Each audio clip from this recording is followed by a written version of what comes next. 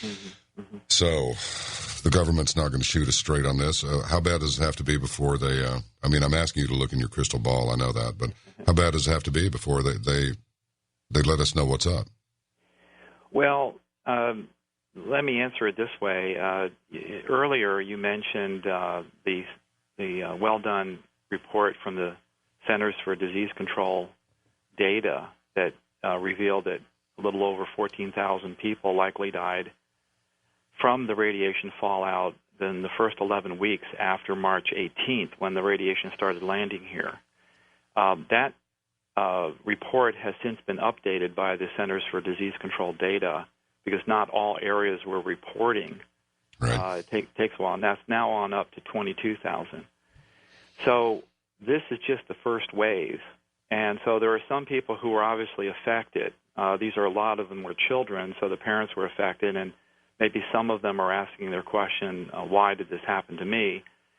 With the cancers that will be coming in prematurely to our children, thyroid cancers and leukemias within the next 5 to 6 years, then I think more parents will be asking that question. One example, in a regularly operating nuclear power plant, there is reliable scientific studies from around the world, from prestigious organizations that are not bought and paid for by industry, that show that for children 5 and under that are living within 5 miles of a normally operating nuclear power plant, that their chances of getting leukemia can be as high as 200% higher than normal. So within that same area, only expanded with women that live there for 10 to 20 years, within 100 miles of a nuclear power plant, initial reports showed that comprises about 18% of American women. This goes back a few decades.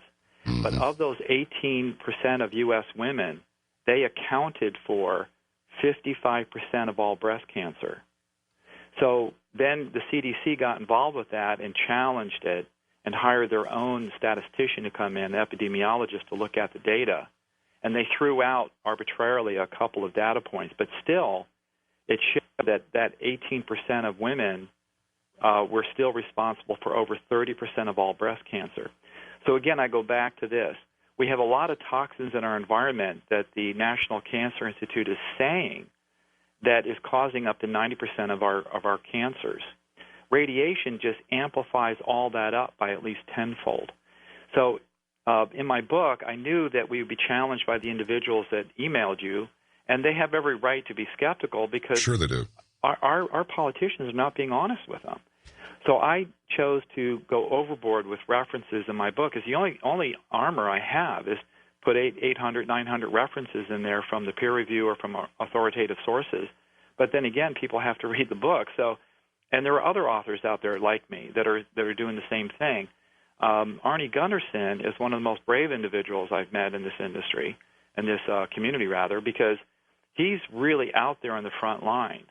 He has to speak to perfection on everything that he does anywhere or anything that he writes, because when he gets in front of a deposition and he's under oath, he can be challenged on all these statements that he's made. So he's very, very precise. And I've actually never seen him make a mistake or heard him make a mistake. He's just an amazing person. But that's how we have to be. And then slowly, John, we'll get the first adopters, the people that are listening right now attentively, and not to put fear into them, but to put real facts, real educational facts, and then tell them what to do, so then they can implement this in their neighborhoods and in their family.